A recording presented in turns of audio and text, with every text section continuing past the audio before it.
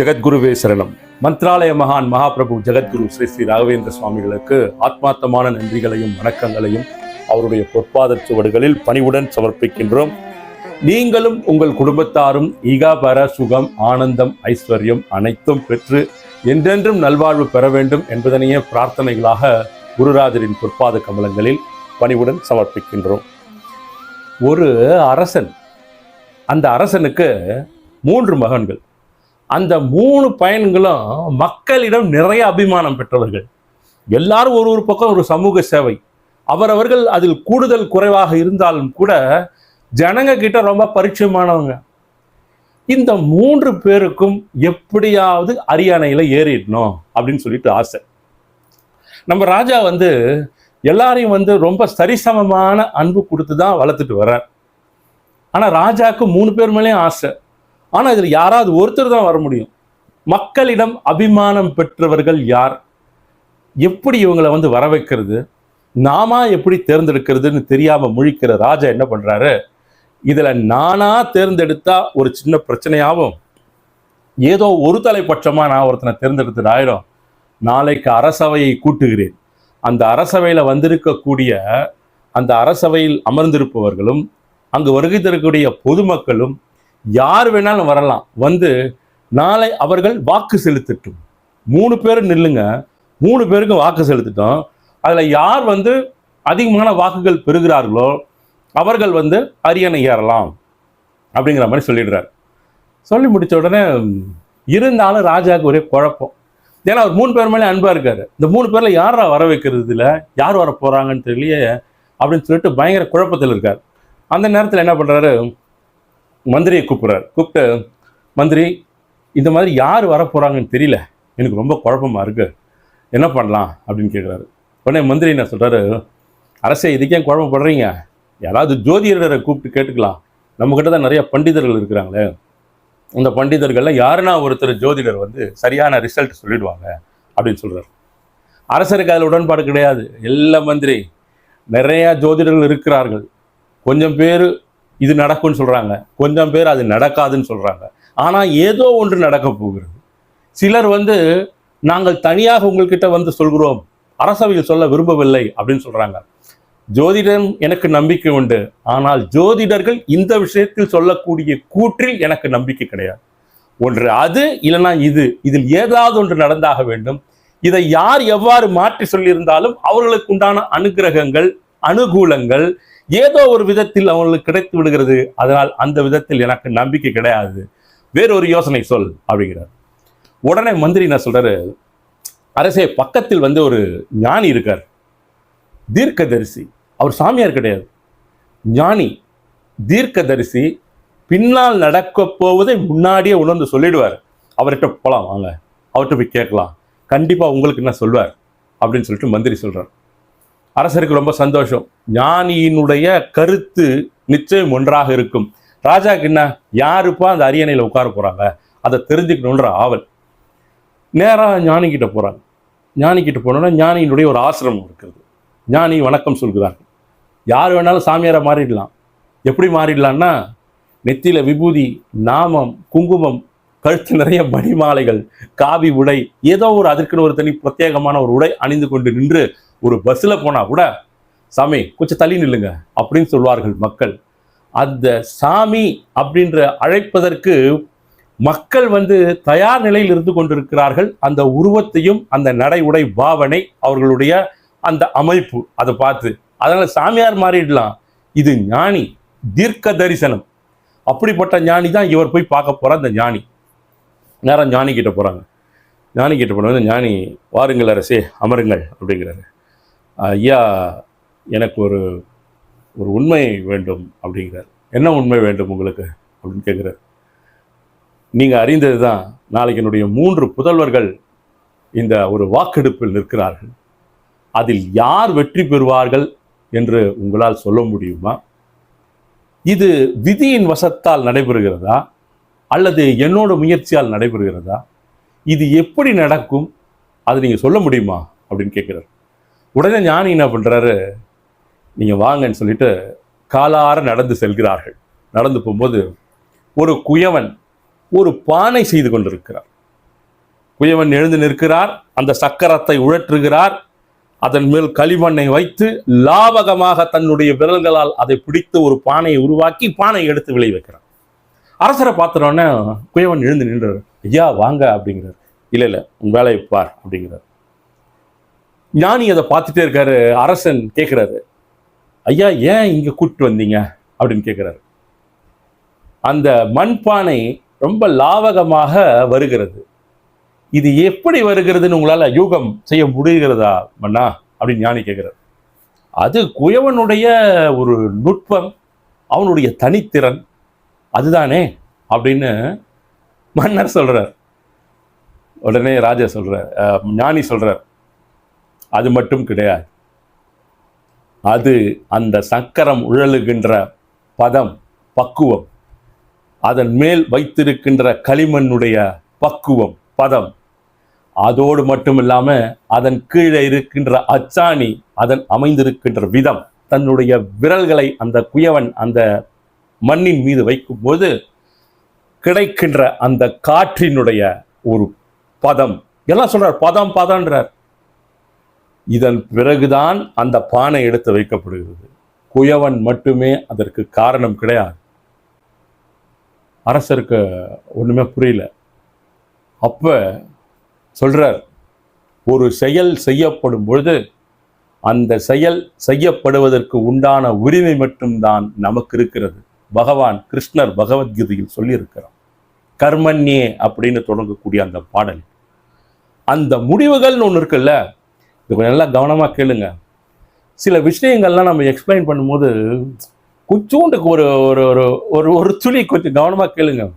இது ஏதோ ஒன்று ட்ரிகர் பண்ணலாங்க. இப்போ நாம் சொல்லக்கூடிய இந்த விஷயங்கள் அப்படிங்கிறது ஏதோ ஒரு விதத்தில் உங்களை ஒரு ட்ரிகர் பண்ணி, உங்களை ஒரு ஸ்டார்ட் அப் பண்ணி கொடுத்துட்டு இந்த உலகத்தையே வேறு மாதிரி உங்களை பார்க்க வைக்கும். மனசு தானுங்க எல்லாத்துக்கும் காரணம். அதுதானே, அது எப்படி பார்க்கிறதோ, இன்பம்னா இன்பம், துன்பம்னா துன்பம், சந்தோஷம்னா சந்தோஷம், மகிழ்ச்சினா மகிழ்ச்சி. இவன் பகைவன் என்றால் பகைவன், இவன் நண்பன் என்றால் நண்பன். இவற்றையெல்லாம் உருவாக்குவது எது? எடுத்துக்கொள் அப்படின்னு சொல்லலாம், கொடுக்கவே முடியாது அப்படின்னு சொல்லலாம்.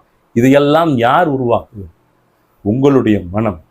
அந்த மனதை செம்மையா வச்சுக்கணுங்க, செழிப்பாக வைத்திருக்க வேண்டும், அப்படியே பளிங்கு போன்று வைத்திருக்க வேண்டும். சொல்கின்ற ஒரு வார்த்தை சுத்தியலில் அடித்தாற் போல் இருக்க வேண்டும், சும்மா ஆணில் அடிச்சா மாதிரி இருக்கும் ஒரு வேர்ட் வரணும். அது நமக்கெல்லாம் வராது கிடையாது, அவங்களுக்கு தான் வரும், இவங்களுக்கு தான் வரும், அப்படிலாம் கிடையாது. எல்லாரும் எல்லாத்துடனும் தான் இந்த உலகத்தில் பிறந்திருக்கிறோம். அதற்கு மேலாக நம்முடைய மகாபிரபு ஜெகத்குரு ஸ்ரீ ஸ்ரீ ராகவேந்திர சுவாமிகளுடைய அத்தியந்த பக்தைகளாக நீங்கள் நான் இருந்து கொண்டிருக்கிறோம். வேற என்ன வேணும்? அது எல்லாமே வந்துடும். அப்ப அந்த ஞானி சொல்றார், இந்த உலகத்தில் முயற்சிகள் மட்டும்தான் நீ எடுக்கிறாய். அந்த முயற்சியினுடைய வினையின் விளைவு அப்படிங்கிறது பல கோடி ஆத்மாக்களை சார்ந்தது, அதன் நன்மைகளை சார்ந்தது. இது ஒரு சமஷ்டி கர்மா அப்படிங்கிறார், ஒரு கலெக்டிவ் கர்மா, சமஷ்டி கர்மா. அது ஒரு எஃபெக்ட். நீ செய்யக்கூடிய ஒரு செயல் அது அப்படியே அடுத்து அடுத்து அடுத்து அடுத்துன்னு உனக்கு தெரியாமலேயே ஒரு செயின் லிங்கா அப்படியே மாறி போயிட்டே இருக்கும். நீங்க கொஞ்சம் ஒரு விஷயத்தை யோசிச்சு பாருங்க. இப்ப நீங்க ஏன் இந்த ஊர்ல இந்த வேலை செஞ்சிட்டு இருக்கீங்க அப்படின்னு யோசிச்சு பாருங்க. ஏதோ ஒரு ஊரில் இருக்கிறீர்கள், ஏதோ ஒரு வேலை செஞ்சிட்டு இருக்கீங்க. அது ஏன் அப்படின்னு நீங்க பின்புறமாக சிந்தனை பண்ணி பார்த்தீங்கன்னா அது அப்படியே போகும். ஏன் நீங்க இங்க வந்தீங்கன்னு கேட்டா, எப்போ ஒரு காலத்துல நம்முடைய தாத்தா அவர்கள் ஏதோ ஒரு காரணத்திற்காக, ஏதோ ஒரு வேலை செய்ததற்காக, ஏதோ ஒரு பணியில் இருந்ததற்காக அந்த நட்பு இந்த நட்பு இப்படி அப்படி அப்படி அப்படி வளைஞ்சு நெளிஞ்சு கிழிஞ்சு கிழிஞ்சு இப்போ இந்த இடத்துல நின்று இருக்கும். இதுதான் கலெக்டிவ் கர்மா, சமஷ்டி கர்மா. முழுவதுமாக அத்துணை பேர், அதான் அரசர் ஞானி என்ன சொல்றாருன்னா, அறிவியல் பூர்வமாக ஒரு விஷயம் மறுபடியும் சொல்றார். வேதாந்த ரீதியாக இந்த கர்மண்யை பத்தி நம்ம சொன்னா கூட, அறிவியல் பூர்வமாக நம்ம பார்த்தோம்னா, ஓரிடத்தில் இந்த உலகத்தில் ஏதோ ஒரு மூலையில் தன் சிறகுகளை அசைக்கின்ற பட்டாம்பூச்சியினுடைய அசைவு அந்த உலகத்தின் ஏதோ ஒரு மூலையில் பூகம்பத்தை உருவாக்கக்கூடிய காரண காரியமாக அமையும் என்பது உங்களுக்கு தெரியுமாமன்னா, இது அறிவியல் கூற்று அப்படிங்கிறது. இதெல்லாம் என்ன, இதெல்லாம் எங்க பட்டாம்பூச்சி அடிக்குதா உடனே புயல் வருதான்னா, இதெல்லாம் நம்ம எங்க அதெல்லாம் யோசிக்கிறோம்? அதெல்லாம் யோசிக்கிறதுக்குண்டான நேரங்களும் காலங்களும் நமக்கு கிடையாது. இதெல்லாம் நம்ம யோசித்து சிந்தித்து கொஞ்ச நேரம் ஒதுக்கி நம்ம சிந்திக்க துவங்கிவிட்டால் குருராஜருடைய மகிமை, மகத்துவம், பெருமை அப்படிங்கிறது அப்படியே கண் முன்னால் வந்து நிற்குங்க. அதெல்லாம் சொல்றார் மறுபடியும் இங்கே இந்த ஞானி. அதனால நடக்கின்ற விஷயங்கள் எதுவாக இருந்தாலும் அந்த இறைவனால் விதிக்கப்பட்ட விதி. நீ எதிர்பார்க்கலாம், உன்னுடைய இளைய மகன் வரலாம், உன்னுடைய பெரிய மகன் வரலாம், அல்லது நடுமகன் வரலாம் அப்படின்னு சொல்லிட்டு. கிடையாது. இது இறைவனால் வகுக்கப்பட்ட பாதை. அந்த பாதையில் நீயும் நானும் அனைவரும் பயணித்துக் கொண்டிருக்கிறோம். ஞாபகம் வைத்துக் கொள்ளுங்கள். இந்த வினையின் விளைவு, அந்த முடிவு, நாளை அந்த வாக்கெடுப்பின் முடிவு அப்படிங்கிறது ஏற்கனவே தீர்மானிக்கப்பட்டது. அது தீர்மானம் செய்தாகிவிட்டது. நீயோ நானோ அதனை சிந்தித்து மாற்றிவிட முடியாது. எப்பொழுதெல்லாம் இந்த உலகத்தில் ஒரு முக்கிய அசைவுகள் தேவைப்படுகிறது என்பது அந்த இறைவனுக்கு தெரியும். ஒரு ரிதமேட்டிக்காக இயங்கிக் கொண்டிருக்கிறது இந்த உலகம். சூரியன், சந்திரன், மற்ற இன்ன பிற கோள்கள், அமாவாசை, பௌர்ணமி, நட்சத்திரங்கள் எத்தனை கோடி வருஷமாக எப்படிங்க இயங்கின்னு இருக்கிறது? அப்படியே இயங்கிட்டே இருக்கு இல்லையா? அதற்கு, அந்த பிரபஞ்சத்திற்கு நம் வாழ்க்கை என்பது சர்வ சாதாரணம்.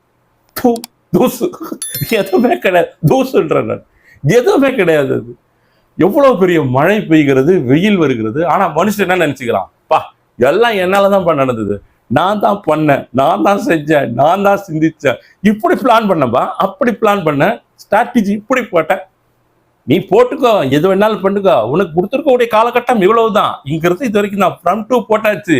ஆடுற முறை ஆடு, சொல்கிற வரை சொல்லு. இயங்குதல் அனைத்தும் இந்த உலகத்தில் இயங்கிக் கொண்டுதான் இருக்கும். இதை அறிந்தவன் ஞானியாக மாறுகிறான். இதை தெரிந்தவன் வாழ்வின் ஒரு உச்சத்தில் அமர்கிறான், மனதளவில் உயர்ந்து நிற்கிறான். அவனை இந்த உலகத்தில் இருக்கக்கூடிய எந்த விதமான துன்பங்களும், துயர்களும், இல்லாமையும், இருமையும், வெறுமையும் எதுவுமே அவனை தீண்டவே முடியாது. அந்த மாதிரி சிந்தனை ஓட்டத்தில் இருக்கக்கூடியவன், பற்றுகள் அற்று இருக்கக்கூடியவன், அனைத்தையும் ஏற்றுக்கொள்ளக்கூடியவன். நடப்பவையெல்லாம் நம்மால் கிடையாது, என்னால் கிடையாது, நடப்பவையெல்லாம் அனைத்தும் வகுக்கப்பட்டது. இந்த உலகம் முழுமையும் ஒரு ரிதமேட்டிக் இயக்கத்தில் இயங்கிக் கொண்டிருக்கும் பொழுது என்னுடைய செயல்பாடுகளுக்கு நான் எப்படி காரணகர்த்தாவாக மாறுவேன் என்று உணர்கின்ற பட்சத்தில் தவறுதல், தீயவை அப்படிங்கிற செயல்களுக்குள் எந்த மனிதனும் உள்ளே புக மாட்டான். அப்படின்ட்டு நீண்ட நெடிய கதையாக நம்முடைய ஞானி அவர்கள் அரசனுக்கு சொல்லிக்கொண்டே இருக்கிறார். அரசனுக்கு ரொம்ப சந்தோஷம் ஆயிடுது. எந்த எதிர்பார்ப்பும் நம்ம கிட்ட கிடையாது. எல்லாமே ஆல்ரெடி ஏற்கனவே இறைவனால் நிர்ணயிக்கப்பட்டது. அதற்கு உதாரணமாக பிரபஞ்சத்தின் இயக்கத்தை ஞானி அவர்கள் சொல்லி என் அறிவை தெளிவுபடுத்தி விட்டார். செயல் மட்டும்தான் நம்முடையது. அந்த செயலின் வினையின் விளைவுகள் அப்படிங்கிறது அந்த கலெக்டிவ் கர்மா அப்படின்னு சொல்றோம் பாருங்க. பல பேருடைய எண்ணங்களும் பல பேருடைய எதிர்பார்ப்பும் ஒன்றிணைந்து அந்த கர்ம வினையின் விளைவை நமக்கு உருவாக்கி தரும் அப்படிங்கிறத ஞானி அவர்கள் வெட்ட வெளிச்சமாக இந்த இடத்தில் நமக்கு சொல்லிவிட்டார். மந்திரி ஞானிக்கு ஒரு நமஸ்காரம் செய்துவிட்டு அவருக்கு ஆத்மார்த்தமான நன்றிகளை சொல்லிவிட்டு நாம் புறப்படுவோம் வா அப்படின்னு சொல்லிட்டு அரசன் அந்த இடத்திலிருந்து சென்று விடுகிறான். இவ்வளவுதான் கதை. அப்ப நீங்க முழுமையாக உழையுங்கள், முழுமையாக இருங்கள், மனிதத்துவத்துடன் நாம் இருப்போம். எல்லாம் செஞ்சிட்டு இருக்கலாம், எல்லாமே பண்ணலாம். ஆனா நாம் செய்யக்கூடிய வினையின் விளைவு என்றது மகாபிரபு ஜெகத்குரு ஸ்ரீ ஸ்ரீ ராகவேந்திர சுவாமிகளால் அவருடைய பக்தர்களாக நமக்கு வழி வகுக்கப்படுகிறது. எந்த இடத்துலையும் எந்த தவறுகளும் மனமறிந்து நாம் எப்பொழுதுமே செய்யக்கூடாது. தவறுதலாக ஒன்று செய்து விட்டிருக்கிறோம் அப்படின்னு நம்ம உணர்ந்தால் கூட குருராஜரிடம் ஆத்மார்த்தமான ஒரு அப்பாலஜிஸ், ஒரு மன்னிப்பு கேட்டுவிட்டு மீண்டும் அந்த பாதைக்குள் செல்லவே கூடாது. அனைத்தும் உங்களை வந்து சேரும். உங்களுடைய எதிர்பார்ப்புகள், உங்களுக்கு அனைத்து விதமான அனுகூலங்கள் எல்லாமே வந்து ஜெகத்குரு ஸ்ரீ ஸ்ரீ ராகவேந்திர சுவாமிகளுடைய கருணா கடாட்சத்தினால் உங்களுக்கு வந்து சேரும். எவ்வளவு பெரிய மகானை பற்றி நாம் பேசிக்கொண்டிருக்கிறோம் தெரியுமா உங்களுக்கு? இவ்வளோ பெரிய ஜெகத்குரு தெரியுமா அவர் உங்களுக்கு? அளவிட முடியாதுங்க அவருடைய பெருமையையும் மகிமையையும். சொல்லி மாளவே மாளாது, பத்தாது, இடமே கிடையாது இந்த இடத்துல.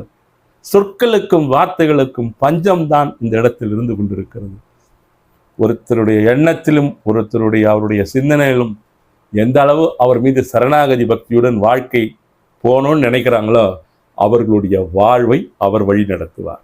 நீங்கள் சிந்திப்பது உங்களுடைய கண்முன் நிகழ்ந்து எப்பொழுதும் என்னாலும் ஆனந்தம் உங்கள் மனதிற்குள்ளாக என்றென்றும் தேங்கி நிற்கும்.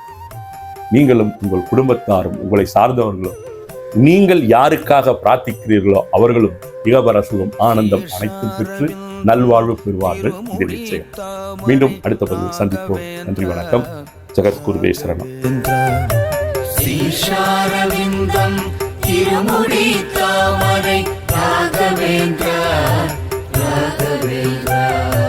முகாரவிந்தம் திருமுகத்தாமரை ராகவேந்திரா ஸ்ரீ ராகவேந்திரா.